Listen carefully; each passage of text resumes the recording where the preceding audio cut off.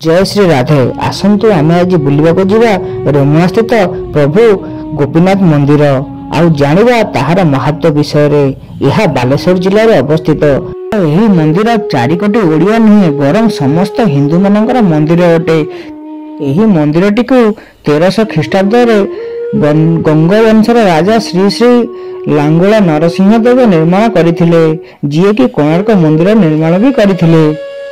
एठारे वृंदावन 3 ठाकुर श्री मदन मोहन, श्री गोविंद, श्री गोपीनाथ एठारे 3 ठाकुर को पूजा पाती। सेथिलागी एई धाम को द्वितीय वृंदावन बोली भी कहुए जे थरे जने भक्त माधवेंद्र पुरी वृंदावन में थिबा तांकर सेवक ठाकुर श्री गोपाल जगन्नाथ पुरी मलय चंदन नेबा पई आसीथिले। वृंदावन चली चली आसी रेमुआ स्थित गोपीनाथ मंदिर में पहुंची विश्राम करने चिंता कले। गोपीनाथ मंदिर पाखरे थिबा एक वृक्ष पाखरे से किछि समय विश्राम करू करू तांकर आखि लागि जायथिला। उठिला बेलकु भगवान पाखरे तांकर नीति भोग लागुथिला और से भोग को देखि तांकर मध्य इच्छा होउथिला से भोगरु गोटे आनी खाइबा पई, किंतु से तांको मनर कथा को काहाको प्रकाश न करी सेठारे बसी रहिले और राति रे मध्य सेठारे विश्राम करी सेठी ही सोई गले।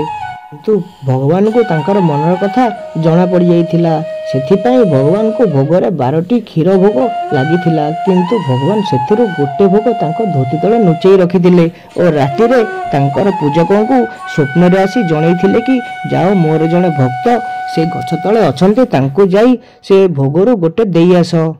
पूजक जनक सांगे सांग स्नान करी ठाकुर द्वार खोली देखती तो जाई ठाकुर पाखे धोती तले गोटे क्षीर भोग अच्छी और से सांगे सांगे जाई भक्त को नहीं से भोग देले और समस्त कथा कहले।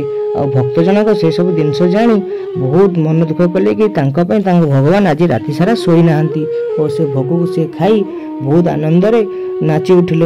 भोग खाई भक्त राघवेंद्र बाहरी गले पुरी अभिमुखे।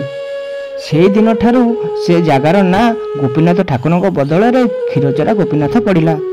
आज पर्यंत आमे माने एही जगह को क्षीरचरा गोपीनाथ नाम रे जानी और एठिकार क्षीर भोग विश्व प्रसिद्ध। आपण मानक आम इनफॉरमेशन केमिति लागिला आमको सब्सक्राइब करंतु और आमको फॉलो मध्य करंतु। आगु को आहुरी किछि आमर पर्यटन स्थली विषय जानिया पई आमको फॉलो मध्य करंतु, लाइक मध्य करंतु।